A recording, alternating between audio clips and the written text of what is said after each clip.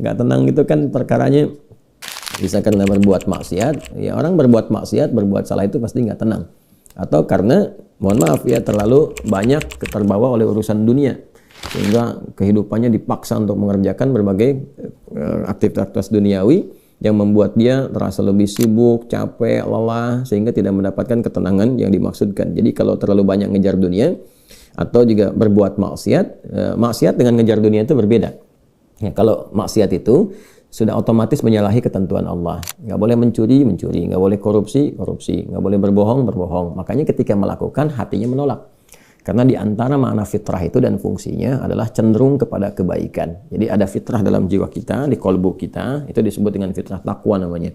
Ya, Quran surah 91 Asy-Syams ayat 7-10, wa nafsin wa ma sawwaha fa'alhamaha fujuraha wa taqwaha. Nah, jiwa takwa ini yang mendorong kita selalu pada kebaikan.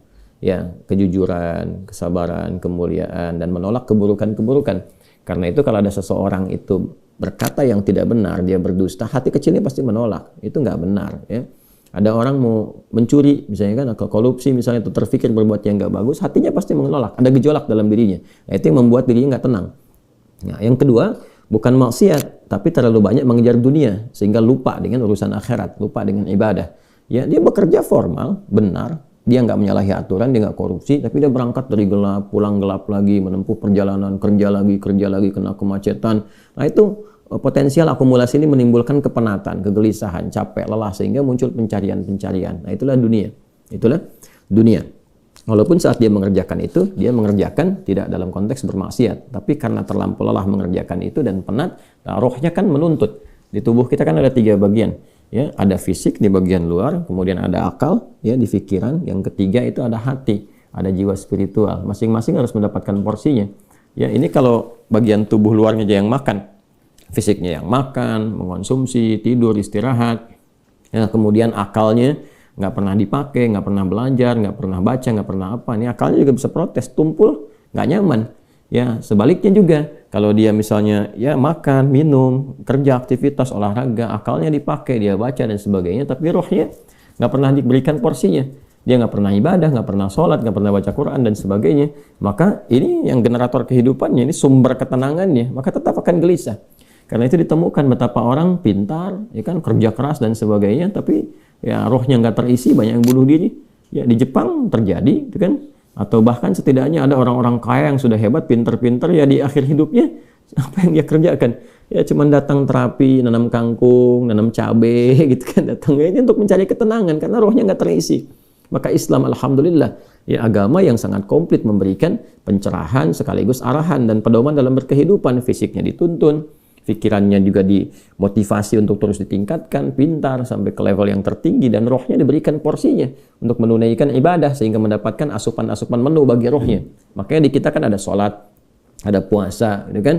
Nah, kemudian ada baca Quran, itu untuk kebutuhan rohiyah kita, untuk memberikan ketenangan. Lalu fisik dipandu, bagaimana cara makan, bagaimana cara beraktivitas, dari mulai bangun tidur sampai tidur lagi kan diatur. Ya, lalu pikiran turun ayat-ayat untuk menjadikan pikiran itu terlatih kuat, kan, bahkan sampai ke level yang tinggi, jenius dan sebagainya. Turun ayat tentang Iqra, banyak baca, turun ayat tentang tadabbur, afala yanzuruna ilal ibili kaifa khuliqat afala yatadabbaruna al-Qur'an, turun ayat tentang riset, inna fi khalqis samawati wal ardi wa ikhtilafil laili wan nahari la ayatil ulil albab, kan, dan seterusnya. Itu supaya semua terstimulus. Nah, jadi kalau ingin tenang, bagaimana cara hidupnya tenang? Seimbangkan 3 bagian tadi. Jadi pikiran kita dilatih supaya kuat, ya, supaya tajam dalam berpikir dan mengarahkan bagian tubuh kita untuk bertindak secara benar. Tubuh ini dilatih ya dengan berolahraga, makan yang benar. Ayat-ayatnya banyak sekali. Ya ayyuhan nasu kulu mimma fil ardi halalan thayyibah. Hai orang-orang, hai manusia semuanya, hai orang-orang, hai manusia, silahkan engkau makan sesuai dengan porsi kebutuhan dari yang halal, sumber yang halal, cari yang menyehatkan. Itu di Al-Baqarah 168. Nah, kalau sudah sehat, tubuhnya sehat, dipakai aktivitas, olahraga. Kan banyak hadis-hadis tentang olahraga itu. Alimu auladakum bisibahati warrimaya, kata Nabi, ajarkan anak-anakmu olahraga berenang, atau dengan melentar, atau dengan memanah, atau dengan berkuda. Itu contoh-contoh yang real di era Nabi yang kiranya bisa menyehatkan. Atau kita riset misalnya olahraga apa yang kira-kira menyehatkan, ya, yang senafas dengan tadi jenisnya. Jenisnya bisa berbeda setiap zamannya. Zaman Nabi nggak ditemukan misalnya olahraga futsal, basket, misalkan bola, apalagi jenis-jenis yang sekarang ada banyak atletik dan sebagainya. Tapi kan kita bisa meriset Oh, ini renang ini apa saja nih manfaat-manfaatnya? Apa nanti olahraga sejenis yang kira-kira yang sama yang bisa dipraktekkan kekinian, atau olahraga yang berbeda tapi manfaatnya sama, melatih otot ini, menyehatkan yang ini, silahkan, walaupun jenisnya nggak sama di era Nabi. Era Nabi misalnya dengan memanah, era sekarang misalnya dengan olahraga menembak gitu kan, sah-sah saja, silahkan. Yang penting konsentrasinya sama, walaupun dengan alat atau perangkat yang berbeda. Ya, nanti kalau ingin dilatih lagi dengan panahan ya nggak ada masalah. Jangan disimpulkan begini, kalau kalau panahan sunnah, kalau menembak misalnya bid'ah, nah itu sempit dalam berpikirnya. Ya, dan Nabi pun kan visioner. Di zaman Nabi mengatakan, ajarkan anak-anakmu berenang. Berenang di mana? Di padang pasir. Ya kan? Kan tidak mudah mendapatkan tempat renang, ya kan? Nah, tapi kita tarik ke sekarang kan itu visi yang panjang. Kalau di riset, di berenang ini adalah olahraga yang menyehatkan otot ini, otot itu, untuk cedera, untuk saraf kejepit, untuk macam-macam misalnya. Nah, itu sesuatu yang bisa kita riset, lalu kita bisa keluarkan jenis-jenis baru yang mengambil dari manfaat itu. Itulah riset. Itulah riset. Nah, terkait dengan ketenangan ini, apa amalan pokoknya? Karena ketenangan bagian dari pikiran yang disupport oleh keadaan jiwa. Jadi intinya di kolbu, ketenangan itu intinya di kolbu. Jadi kalau kolbunya nggak tenang, hatinya nggak nyaman, hatinya nggak tenang, itu kebawa ke pikiran. Makanya orang-orang yang kena penyakit hati, sekalipun dia sehat tubuhnya, ya jenius otaknya, tapi kena penyakit hati, dia kena penyakit iri. Ya, iri kan iri hati. Saya belum pernah dengar iri akal, iri pikiran, ya, atau iri mata, ya, iri kaki, iri tangan, nggak ada. Yang ada iri hati. Ya, dengki misalnya, ria, itu penyakit hati semua. Makanya orang dengki, orang hasad itu pasti hidupnya nggak tenang. Ya, orang berilmu, tapi dia kena penyakit hati, iri kepada orang berilmu yang lain, itu nggak tenang hidupnya. Ya kan? Orang kaya, tapi dia pendengki, kaya terhadap dirinya sendiri, ya, dan dia dengki dengan kekayaan orang lain, itu nggak akan tenang. Dia terus pikirin bagaimana melampaui orang itu, bagaimana supaya dia celaka dan sebagainya. Itu yang sangat berbahaya. Maka untuk menenangkan diri itu, amalan-amalannya tidak ada yang lain kecuali meningkatkan ibadah, meningkatkan amal soleh, meningkatkan ketaatan. Semua jenis amal soleh itu di Quran disebut dengan zikir. Dengan apa? Zikir. Salat misalnya namanya zikir di Quran. Disebutkan dengan zikir. Quran surah ke-20 Taha di ayat ke-14. Innani anallahu la ilaha illa ana fa'budni wa aqimis salata li dzikri. Sayalah Allah, kata Allah, tidak ada Tuhan yang layak dipertuhankan dan disembah kecuali saya. Ya, kemudian kata Allah, fa'budni, maka setelah engkau bertuhan kepada saya, kata Allah, sembahlah saya. Nah, ini kalimat yang paling jelas sekali, nggak ada ambigu, terang, menyebabkan kita memahami bahwa ini kebenaran risalah Islam dari aspek ketuhanan. Ya, silakan Anda komparasikan. Ya, saya sejauh ini saya mengkomparasikan, melihat, membandingkan, saya tidak menemukan kecuali di Islam yang di dalam kitab suci mengatakan langsung Tuhannya langsung, ya, yang berkata saya Allah, kata Allah itu kan, ya, tidak ada Tuhan selain saya. Itu tegas sekali. Ya, menyebutkan saya Allah, nggak ada Tuhan selain saya, sembah saya. Dan biasanya kalau ada kalimat atau informasi yang pede jelas disampaikan, itu menunjukkan kekuatan dan kebenaran. Kekuatan dan kebenaran, karena Allah dengan sendirinya, dia kan meyakinkan ya kita semua dengan menegaskan sifatnya tegas. Dan karena memang ketuhanan itu hanya dimiliki oleh Tuhan yang benar. Dan karena Tuhan yang benar itu mengatakan sayalah Tuhan, dengan pede mengatakan sayalah Allah, ya nggak ada Tuhan selain saya. Nggak mungkin ada klaim demikian kecuali dari yang memang benar, yang memang pede mengatakan itu, ya karena benar, karena hak di situ. Ya, dan kemudian fa'budni, sembahlah saya. Ya, sembahlah saya. Dan kemudian dijelaskan menyembahnya bagaimana. Itulah indahnya dalam Islam. Tauhidnya diatur, ya, tentang Tuhannya. Dan kalau Anda misalnya begini, saya logikakan sederhana, ya. Orang-orang kan kalau nggak pakar, nggak punya kemampuan atau nggak sesuai dengan kualifikasi, nggak mungkin mengatakan itu kan. Ya, ada orang mengatakan misalnya saya adalah pesilat. Mana yang mau bertarung misalnya kan, atau beruji tanding dengan saya. Kalau dia bukan pesilat, nggak mungkin dia bisa mengatakan itu. Ternyata dia bukan pesilat misalnya kan, dia cuma pesilat lidah gitu kan, bukan pesilat tangguh, dan nggak mungkin dia mengatakan, pede mengatakan demikian. Ya, sayalah ahli kungfu misalnya kan, silahkan ada yang ingin tanding mengetes di kungfu. Kalau dia bukan ahli kungfu nggak mungkin mengatakan demikian. Nah, ini Allah mengatakan dengan jelas, sayalah Allah, nggak ada Tuhan selain saya, sembah saya. Nah, bisa nggak ditemukan misalnya dimanapun tuh, termasuk di kitab-kitab yang disucikan, temukan. Ada nggak Tuhan yang mengatakan sayalah Tuhan, ya kan? Disebut namanya, sembah saya. Kalimat itu temukan. Ya, di Quran jelas. Kemudian fa'budni, sembah saya, wa aqimis shalah, dan tunaikan salat. Cara menyembah saya itu dengan menunaikan salat. Dan diatur. Ini indahnya dalam Islam tuh. Ya. Kemudian ditegaskan saya Allah, saya Tuhan. Kemudian nggak ada Tuhan selain saya, kata Allah. Kemudian sembah saya. Cara menyembahnya pun diatur. Namanya salat, cara mengerjakannya begini. Ya, lalu diutuslah Nabi Muhammad SAW untuk mengajarkan dari awal sampai akhir, dari gerakan sampai bacaan, dari mulai hukumnya diajarkan, ya, dari cara menghadap ke arah mana, kemudian bagaimana caranya, ya, dari mulai berwudunya bahkan sampai dengan selesainya. Ya, ini menunjukkan bahwa risalah agama ini benar. Nggak mungkin kan diada-adakan demikian. Gimana cara bisa merekayasa seperti itu terjadi? Nggak mungkin. Ya, ini dari awal sampai akhir dan nggak ada kreativitas di situ.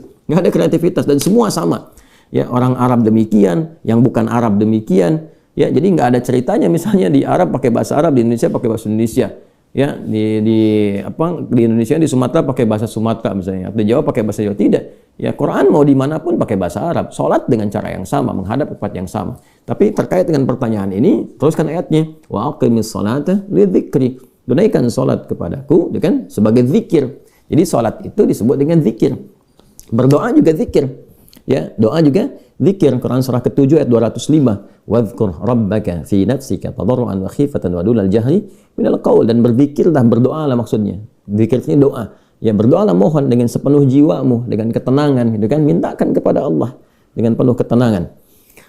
Dan mohon dengan kekhusyuan, mohon dengan penuh harap supaya dikabulkan. Nah, silakan cek, bukankah saat berdoa itu ada ketenangan? Anda punya masalah, alih-alih Anda curhat di media sosial, gitu kan? Nah, kemudian Anda arahkan untuk berdoa dengan cara yang benar, Anda ke kiblat, wudu, minta dengan khusyuk. Bukankah saat berdoa tenang? Ya kan? Bukankah saat sholat itu Anda lebih tenang? Ya kan? Bukankah saat Anda baca Quran lebih tenang? Nah, baca Quran itu disebut dengan zikir, karena Qurannya disebut zikir. Quran surah ke-15 ayat 9. Inna nahnu nazzalna dzikra wa inna lahu lahafidhun. Kami telah turunkan Al-Quran sebagai zikir. Nah, Anda itu kalau baca Quran kan lebih tenang. Apalagi kadang terjadi begini, sedang punya masalah, terus kita buka mushaf, random acak tuh dibuka begini, tiba-tiba ayatnya sesuai dengan masalah kita, gitu. Nah, baru baca aja udah tenang keadaan jiwanya. Ya, udah menyebut nama Allah, baru bismillahirrahmanirrahim, sudah tenang. Ya, Quran surah ke-8 ayat kedua, innamal mu'minuna alladzina idza dzukirallahu wajilat qulubuhum wa idza tuliyat 'alaihim ayatuhu zadatuhum imanan wa 'ala rabbihim yatawakkalun. Jadi orang beriman itu kalau disebutkan nama Allah ada getaran konfirmasi di jiwanya, dan kalau dibacakan kepada ayat-ayat Allah bertambah keimanan. Iman itu kan sumber ketenangan. Ya, makanya iman itu berasal dari kata al-aman. Ulaika lahumul amnu, kan? Ya, alladzina amanu wa lam yalbisu imanahum bidzulmin, ya ulaika lahumul amnu. Orang-orang yang beriman itu kata Al-Qur'an, dan kalau imannya benar, maka akan mendapatkan ketenangan dalam jiwanya. Nah, ini kalau dibacakan Quran ada ketenangan dalam diri kita. Kita dengar orang lain baca Quran aja udah tenang, apalagi kita baca sendiri, ya kan? Apalagi misalnya zikir. Ya, zikir. Pasca salat kita berzikir, kan, amalannya disebut zikir, itu membuat kita tenang. Subhanallah, alhamdulillah, Allahumma antas salam, istighfar. Quran surah ke-4 An-Nisa ayat 103. Fa idza qadaytumus salata fadhkurullaha qiyaman wa qu'udan wa 'ala junubikum. Kalau Anda telah tuntas mengerjakan salat, maka berzikirlah. Ya, subhanallah, alhamdulillah, Allahu akbar, Allahumma antas salam, ya, dari astagfirullah dulu awalnya, kan? Nah, itu membuat diri kita lebih tenang, lebih nyaman. Nah, itu semua amalan tadi disebut dengan zikir. Karena itu disimpulkanlah di Quran surah ke-13 Ar-Ra'du di ayat ke-28 ketika Allah berfirman, ala bi dzikrillahi tatma'innul qulub. Yakinkan pada dirimu. Ala itu harfu taukid, bukan hanya ikhbar. Huruf untuk menginformasikan sekaligus menguatkan informasi yang disampaikan. Saya tegaskannya, kata Allah, yakinkan pada dirimu dengan meningkatkan zikir kepada Allah, maka akan cenderung berdampak tenang kepada jiwa. Nah, jadi kalau Anda ingin tenang, saya ingin tenang, kita ingin tenang, gampangnya tingkatkan zikir. Zikir itu bentuknya ibadah, baik dengan ibadah fisik seperti sholat, baca Al-Quran, atau ibadah harta dengan bersedekah misalnya, ya, zakat itu kewajiban, infak itu tambahkan. Kalau ingin tenang, cobalah pagi-pagi cari orang-orang yang berhak mendapatkan itu sesuai dengan kualifikasi yang disampaikan Al-Quran dan hadis, jalan, temui, bersedekah, nggak usah banyak dipamerkan, ya, macam-macam, bersedekah, sampaikan dengan tulus. Nanti Anda akan mendengar orang itu berkata, terima kasih Pak, semoga Bapak disehatkan, keluarga juga dilancarkan rezekinya, dijaga oleh Allah kemuliaannya. Oh, itu mahal sekali. Padahal yang dikeluarkan mungkin 5.000, 10.000, tapi bagi orang-orang tertentu itu sangat berharga dan melahirkan doa yang dengan doa itu mengguncang aras dan memberikan ketenangan kepada jiwa. Ya kan? Wallahu ta'ala a'lam bis-shawab.